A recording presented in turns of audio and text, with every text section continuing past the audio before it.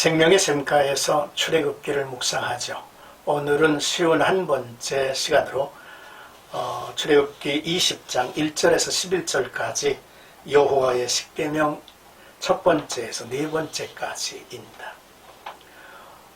출애굽기 19장에서 24장까지는 이스라엘의 역사의 공식적 출발인 시내산 언약 체결의 기사를 다루고 있습니다.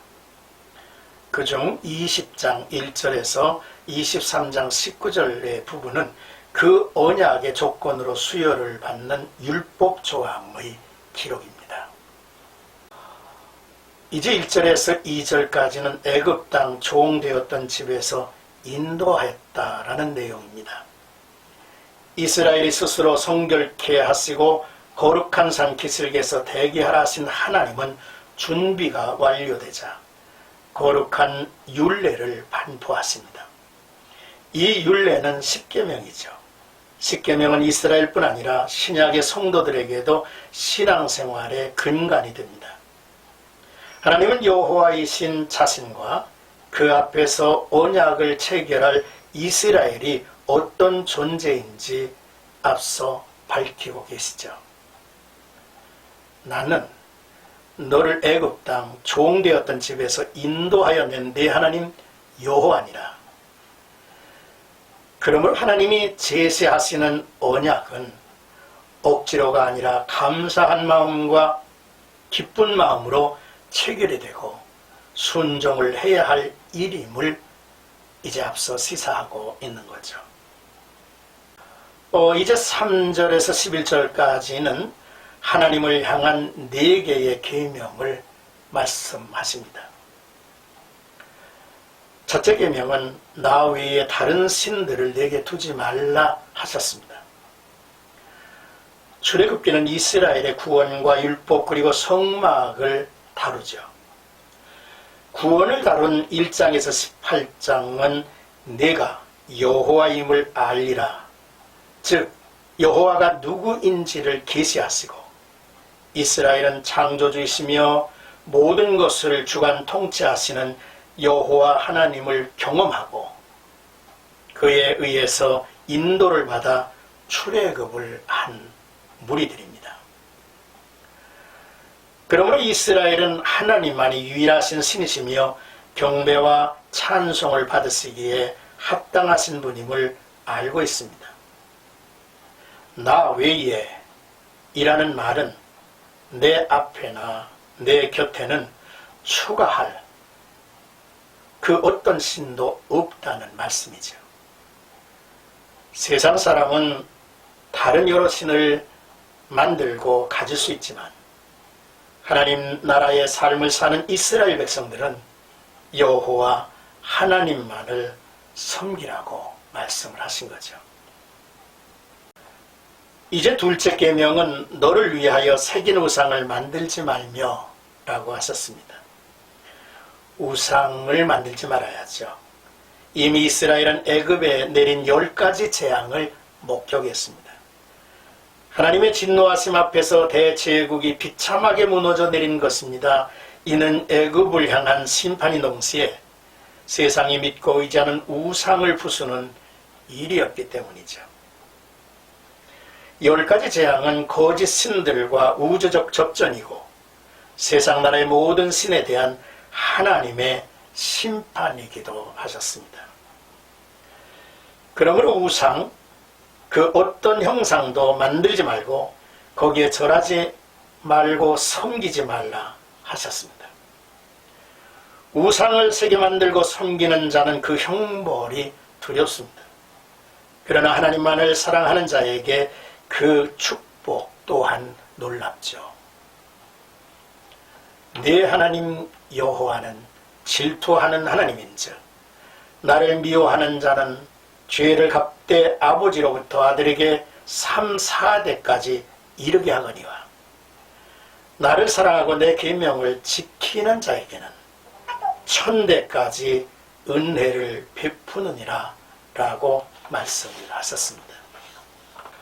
이제 셋째 계명 여호와의 이름을 망령되게 부르지 말라 하셨습니다.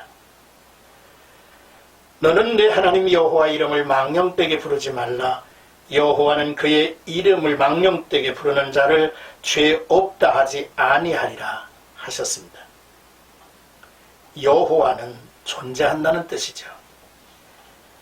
지난날 언젠가 지음을 받은 신이 아니고 과거, 현재, 미래까지 영원히 존재하시는 신이라는 뜻입니다.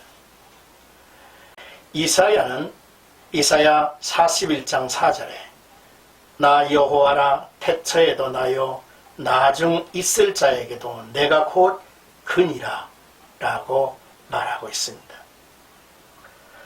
여호와의 이름은 하나님의 존재를 나타내고 그의 거룩한 품성을 말합니다. 여호와 이름을 망령되이 부르지 말라는 것은 하나님의 존재를 무시하는 행위를 말하고 거룩한 하나님의 품성을 훼손하는 것을 말하고 있죠. 그러므로 여호와의 이름을 허탄한 세상에 적용하지 말아야 합니다. 믿음 없이 호칭하지 말고 함부로 부르지 말라는 것입니다. 하나님의 이름을 자기 유익을 위해 이용하지 말고 무례한 맹세에 하나님의 이름을 걸지 말라는 것입니다. 그렇습니다. 하나님의 이름이 조롱받지 않도록 하찮게 취급되지 않도록 하라는 엄한 명령이시죠. 여호와는 그의 이름을 망령되이 부르는 자를 죄 없다 하지 아니하리라 하셨는데요. 이 말은 반드시 심판과 형벌이 있을 것이라는 선고의 말씀이죠. 이제 네 번째 계명 안식일을 기억하여 지키라 하셨습니다. 안식일은 하나님의 창조하심과 그의 쉼을 기념합니다. 그래서 기억하고 거룩하게 지키라고 했습니다. 하나님께서 이 날을 복되게 하고 거룩하게 하리라 말씀하셨죠. 안식일. 첫째로 엿새 동안은 힘써 내 모든 일을 행할 것이라 앞서 말씀을 하십니다. 하나님이 창조주이심을 믿고 그가 일하신 것 같이 우리도 일한다는 마음으로 6일간 땀을 흘리는 자에게 안식일이 주어질 것입니다. 또한 안식의 복을 누릴 수 있게 하실 것입니다. 둘째로 안식일은 하나님께 예배와 쉼의 날입니다. 안식일에는 거룩한 모임인 성회로 모였으며 모든 사람과 종, 가축, 손님까지 일하지 않고 쉼을 얻게 한 거죠. 애굽에서 이스라엘 백성들은 쉼 없이 일해야 했습니다. 강제 노동에 동원되었고 스스로 집을 주어 벽돌을 굽게 할 만큼 핫대와 압제의 나라에 머물렀죠. 하나님께서는 그런 이스라엘을 이제 끌어내셔서 쉬는 날을 율법으로 제정해 주셨습니다. 주인만 쉬는 것이 아니라 종과 가축도 쉬게 하였습니다. 하나님의 나라는 자유와 평등, 은혜의 나라임을 보여주신 것이죠. 셋째로 안식일은 하나님이 복되게 하시고 거룩하게 한 날입니다. 우리가 하나님의 안식에 동참함으로 최후에 있을 천국에서 주님과 함께 영원한 안식을 소망하게 하신 거죠. 십계명에서 오늘 함께한 이 4개의 계명은 하나님 사랑이 핵심 사상이고요. 또 나머지 5번째에서 10번째까지 계명은 이웃 사랑에 대한 내용으로 분류합니다. 십계명은 우리의 자유를 제한하는 무서운 짐이 아닙니다.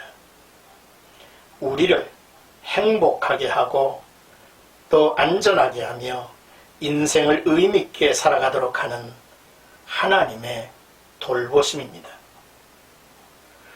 오늘도 우리는 말씀 속에서 이 좋으신 하나님을 만나고 또 동행하며 살고 있습니다.